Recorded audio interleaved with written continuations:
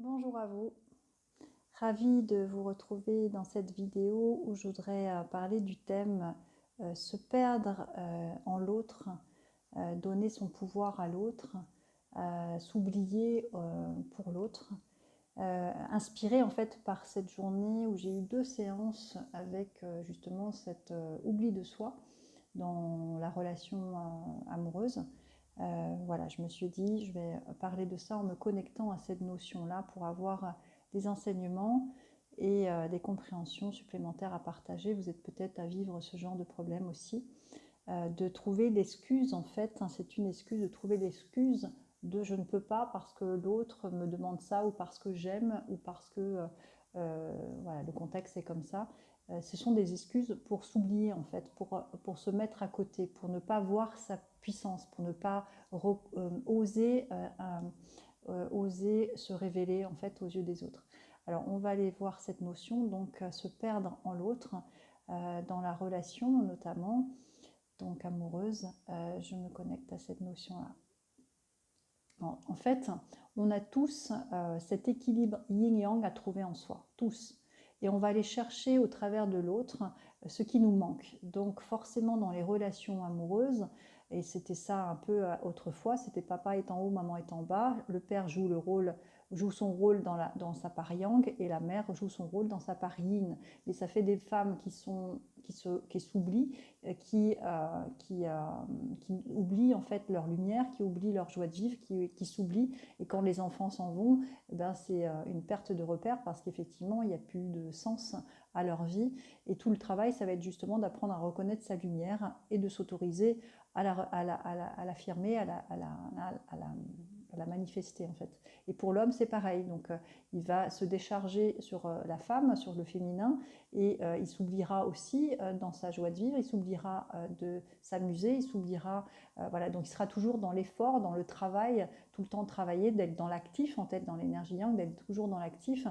Et c'est pour ça qu'il y a beaucoup d'hommes qui partent avec une crise cardiaque parce qu'en fait, ils s'imposent trop de rythme actif et pas assez de temps de repos.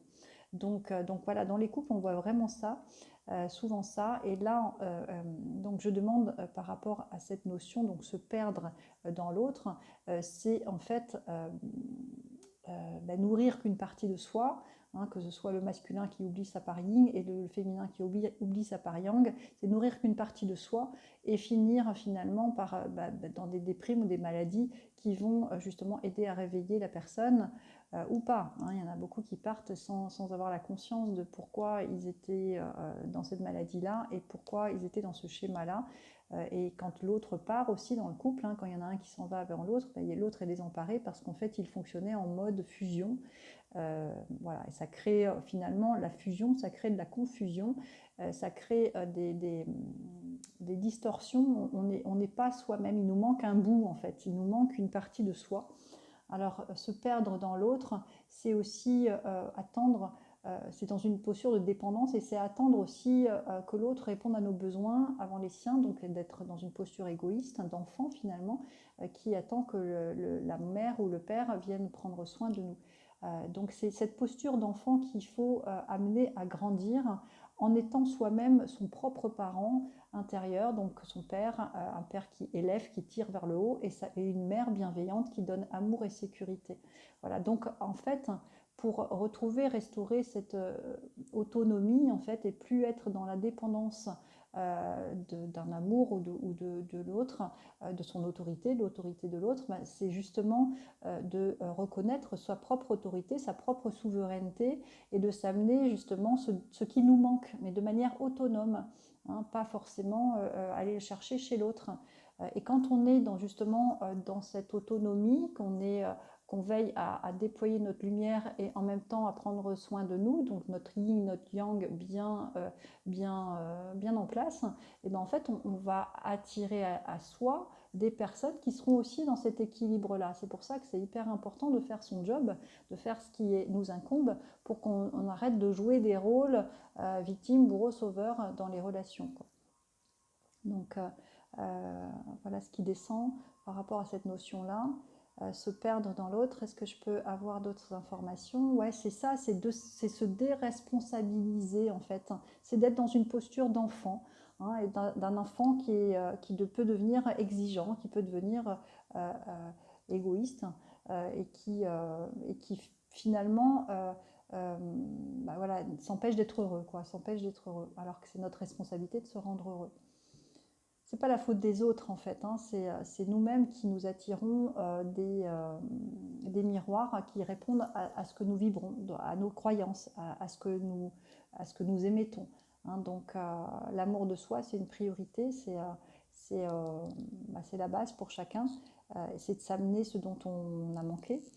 C'est en fait reconnaître que l'on l'a en soi, parce que ce qui nous a manqué finalement, on le porte en nous déjà, sauf qu'on ne l'a pas nourri suffisamment, donc on croit qu'on ne l'a pas, mais en fait on est complet déjà, on a déjà tout en soi, on a déjà cette part lumière, cette part divine, on a déjà cette humanité avec cet enfant intérieur, on était en tant qu'enfant parfait, lumineux, voilà, puissant, et toutes nos croyances limitantes et nos carapaces sont à enlever pour justement retrouver notre puissance, notre lumière, et aussi c'est notre responsabilité de veiller à prendre soin de notre corps, de notre humanité, de notre vulnérabilité. Voilà. Donc voilà ce que je voulais dire sur cette notion, se perdre en l'autre. Et en plus, ces deux personnes que j'ai eues aujourd'hui, c'était vraiment des amours, quoi, des personnes qui manquaient simplement d'amour pour eux-mêmes, en fait. Mais c'est des personnes qui donnent énormément d'amour et qui font un bien fou qui ferait un bien fou pour l'humanité, à condition justement de s'autoriser à s'aimer déjà dans un premier temps, plutôt que donner son énergie à l'autre ou son amour à l'autre, un autre qui ne respecte pas forcément cet amour-là.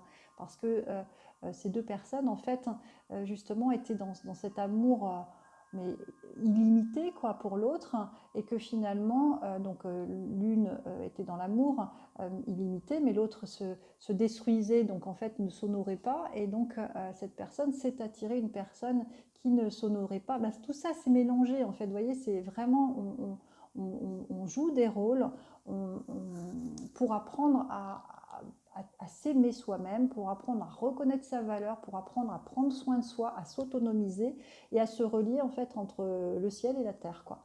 Et à trouver cette verticalité, cet équilibre qui fera qu'on va avancer bien sur notre chemin de manière équilibrée, et qu'on va s'attirer des gens équilibrés qui vont faire qu'on va bien s'amuser ensemble.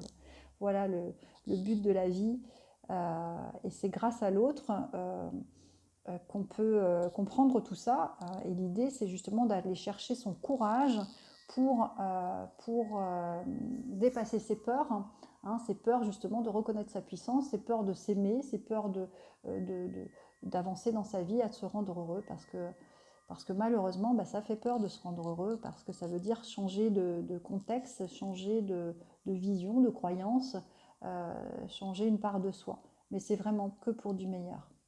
Voilà, j'espère que cette vidéo vous a parlé. N'hésitez pas à me partager, et puis à la partager si ça vous inspire, et à liker ma page également, enfin ma chaîne. Voilà, je vous souhaite une belle continuation, et aimons-nous, quoi. Moi je le dis aussi pour moi-même, aimons-nous pleinement, rendons-nous heureux pleinement, pour que justement l'humanité puisse être heureuse et s'amuser, qu'on puisse s'amuser tous ensemble. Allez, bien à vous.